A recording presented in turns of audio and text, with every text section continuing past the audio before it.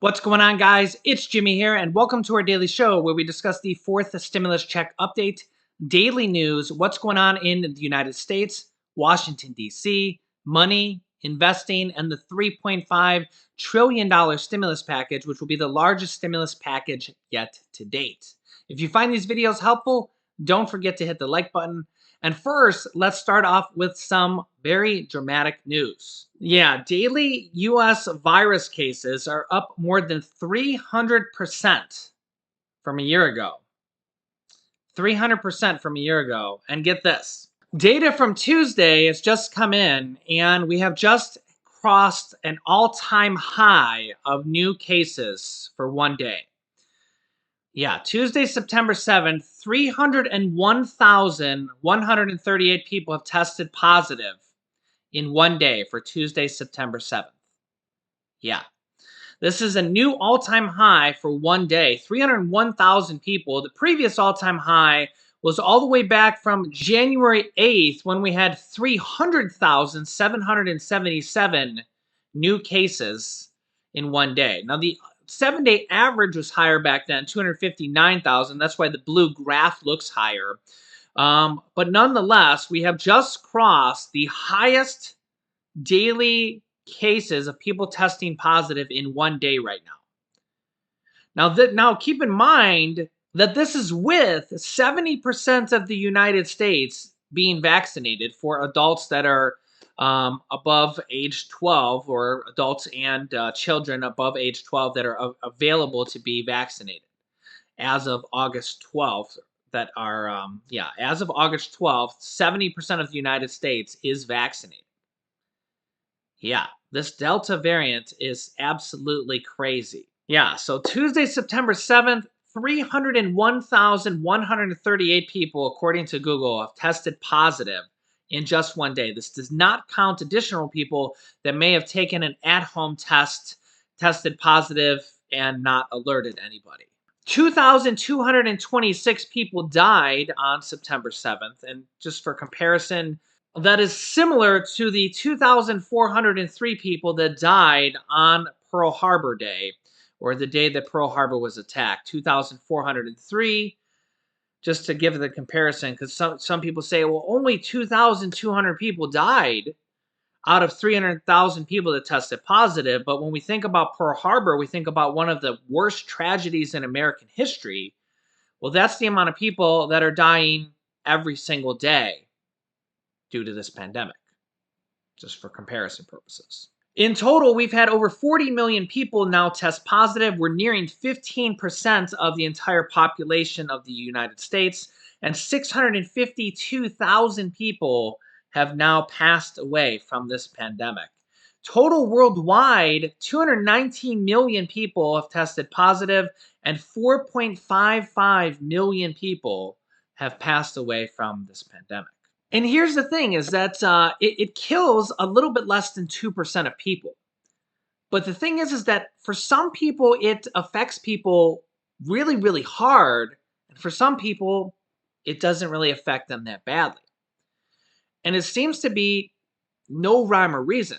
Check out this story about Olympic gold medalist Oscar De La Hoya, who said he's in the best shape of his life, was vaccinated, caught the virus, and yet had to go to the hospital for 3 days. That's right. Oscar De La Hoya, previous Olympic gold medalist boxer, he says he was in the shape of his life, was getting ready for a boxing match. He's 48 years old and had to be hospitalized for 3 days. And he's vaccinated. That's what's so scary about this virus, is that you could be a gold medalist, you could be in the shape of your life, and it could literally put you on the brink of death. On the other hand, you could catch it and have nothing more than flu-like symptoms and maybe be okay. But it's a coin flip on whether or not you might be okay or you might not. Who knows? Here's a video of him from his hospital bed. I mean, what are the chances of me getting COVID? I've been taking care of myself, and this really, really kicked my ass. Hey guys, I'm out of the hospital. I was in there for 3 days. COVID hit me really hard. I was in the best shape of my life, and I really can't wait to get back in the ring. Thank you very much for all your well wishes and all your support. I appreciate it. Honestly, that's the thing that scares me personally. Me and my wife Laura, we did make the decision to not put our 3-year-old Julian into preschool. Obviously, Julian's not vaccinated. A 3-year-old can't get vaccinated or anything like that. I had a lot of people asking. I did mention that in a previous video, but we decided not to put him in preschool. Our thought was just it's better to be safe than sorry. He's only 3 years old. He really doesn't need to go to preschool. We're enjoying having him at home, so it's a tough decision. I mean, everybody has their own opinions, and what are you going to do? I mean, there's really no right or wrong decision. Some people send their kids to school, say it's no big deal. Some people are sending not to send in their kids to school. It's preschool, so he really doesn't need to go to preschool. In fact, he would have 2 years of preschool before he even goes to kindergarten. But I mean, if you're an Olympic gold medalist, you say you're in the shape of your life, and you're vaccinated, and you catch the virus and it sends you to the hospital for 3 days and you're fighting for your life. That just shows you that this virus is no joke. And yeah, it just, for some reason, I don't know why it hits some people really, really hard and some people it doesn't. Some people catch it and a few days later they're fine for no rhyme or reason. You can let me know your thoughts down below in the comments on why some people get it and a few days later they brush it off and they're fine, and some people get it and they're fighting for their life. I don't know. I don't know the reason why. You can let me know your thoughts down below in the comments, but yeah, I mean, this virus has killed 4.5 million people, so yeah, it's crazy. President Biden says he will be signaling new virus measures coming for unvaccinated Americans later today. So the president will be making an announcement later today for unvaccinated Americans. We don't know if this is going to be new restrictions, mandates, or what, but this is supposed to be coming later today. So I will keep you updated on what might be announced later today. On stimulus, the House of Representative Ways Means Committee is beginning to mark up the $3.5 trillion stimulus package.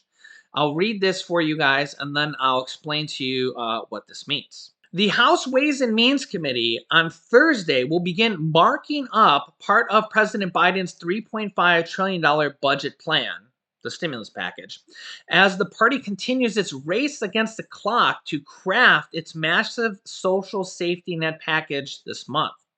The committee has unveiled several legislative proposals it plans to take up as it commences its multi-day markup later this week, including universal paid family and medical leave, as well as expanding Medicare coverage to include dental, hearing, and vision benefits. The markup will kick off a complicated process for Democrats as they struggle to maintain a unified front amid spending negotiations for the coming package, which the party hopes to pass using a process called the reconciliation process that allows them to bypass the Senate filibuster. The committee's portion of the package is expected to make up a significant chunk of the overall bill and will likely add fuel to the already existing tensions between the different factions of the Democratic Party over spending. Democrats face opposition from some centrists in their party over the size of the package, and they're likely to find differences as they get more into the policy details as well. During the coming markup, Chairman Richard Neal, a Democrat from Massachusetts, said committee will consider items like providing 12 weeks of universal paid family and medical leave for all workers and strengthening retirement savings that are popular in the party and are priorities for the left. However, the panel, which serves as lower chamber's chief tax writing committee, has yet to disclose major details on its plan in storing for tackling the crucial portions for the reconciliation package pertaining to taxes. While the party has promised tax relief for middle class households, very interesting there, as it pushes forward with ambitious spending plans, leadership has said they plan to pay for social spending package by raising taxes on wealthy corporations and individuals. So basically, it looks like they're starting to put portions of the bill together, although they haven't released this yet. So it looks like they're really getting close to having the bill released to the public and putting these things together. But remember, the negotiation phase is a little bit more important because even when they put the bill together, we've seen this multiple times with the past stimulus packages that even when they put the bill together, the bill ends up getting changed significantly after the bill is put together. And we've seen this notably with the third stimulus check package, that after the bill and the second stimulus check package, after the bill was written, they changed it significantly. The second stimulus check package, remember, they wrote the bill and didn't include the second stimulus check. And everybody was like, wait a minute, we need to add the second stimulus check in the bill that you wrote without a second stimulus check in there. And they added the second stimulus check in there 6 days before they passed the bill.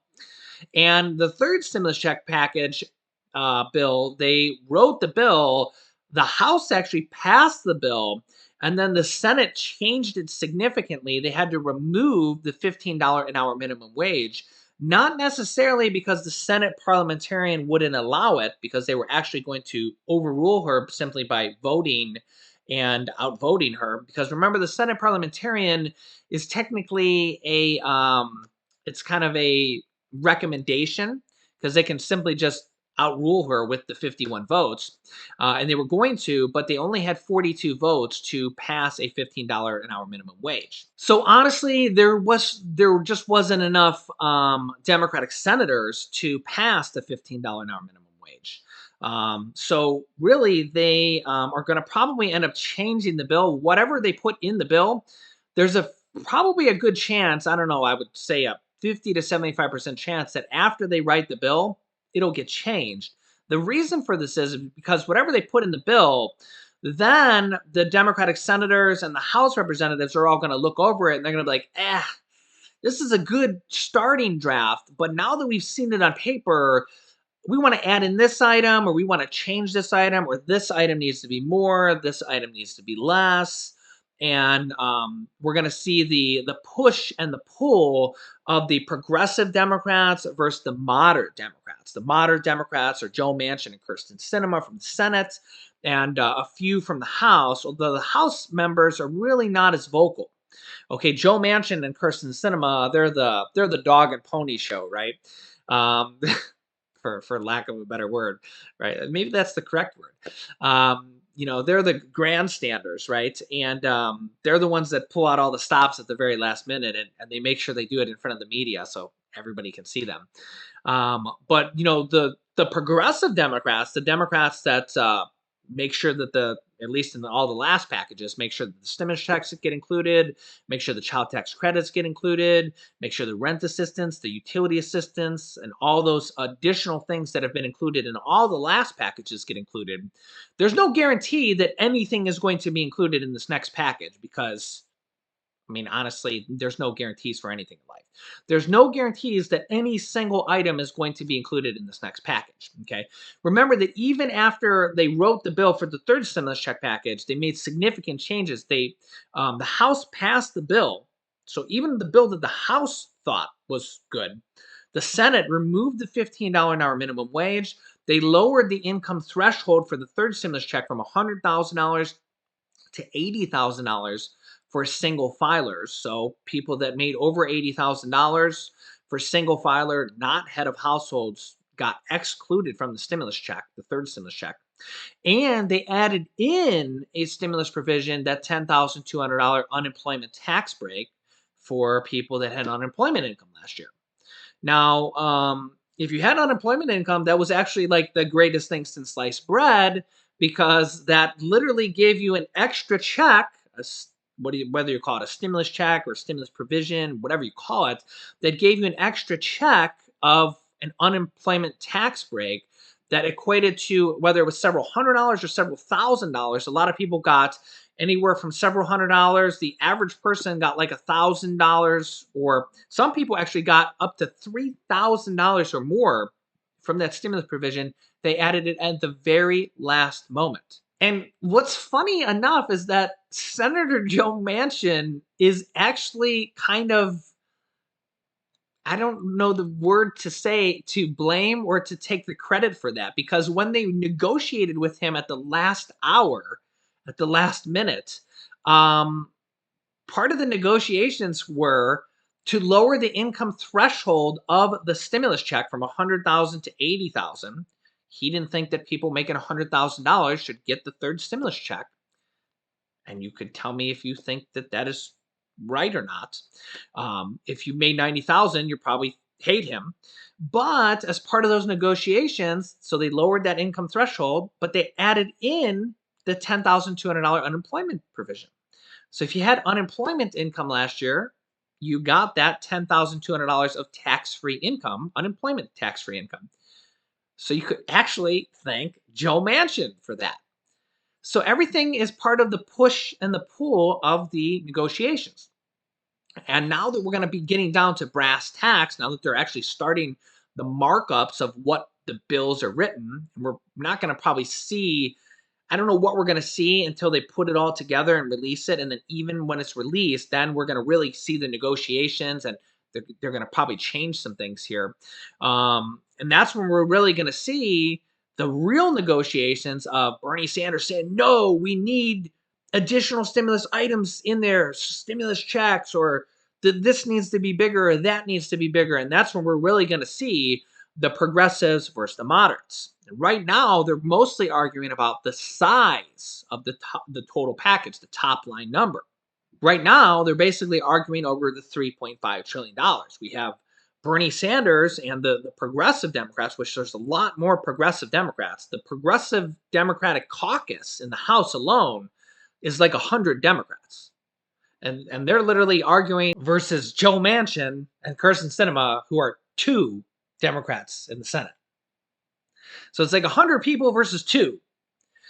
And there's a couple Democrats in the House, but they're really not very vocal. So it's like the larger majority versus the teeny tiny moderate Democrats. Okay. And that's the art of the negotiation. That's how it all works down. But ultimately, you have to find that middle ground for all the Democrats to agree, because you need every single Democrat to say yes to this package, and you need 99% of them in the House to say yes to this package. But that's what they did for the third stimulus check package. That's how you got your $1,400 stimulus check. That's how the 65 million people got the child tax credits. That's how the $50 billion of rent assistance went out. That's how the SNAP emergency pandemic increase went out. That's how all those, the internet assistance, the utility assistance, that's how all the packages from the third stimulus check package went out. Everything got agreed upon. Okay. There was one Democrat from the third stimulus check package that voted no. Okay. They can afford to get 2 or 3 votes from the House to say no. In all essence, they really just need everybody to agree, because if they have too many people to say no, they have to just take them aside and say, okay, what do you not agree with, and what do we need to change to make you agree with it? That's what they did with Joe Manchin, because again, in the Senate, you need every person to say yes. And that's where it's kind of weird to say this, but one person could, in essence, be more powerful than the President of the United States. It's kind of weird to say that, but somebody like Joe Manchin could be more powerful than the President of the United States, at least for a short period of time. It's kind of weird to say that, and I feel like some of these senators take it a little bit to their head a little bit. They get such a big head over kind of, don't think they don't know that. They're doing interviews on TV, and they're talking, they know that. They're grandstanding, they're doing their dog and pony show. They know that. They know that the whole world is watching them. The whole United States is watching them.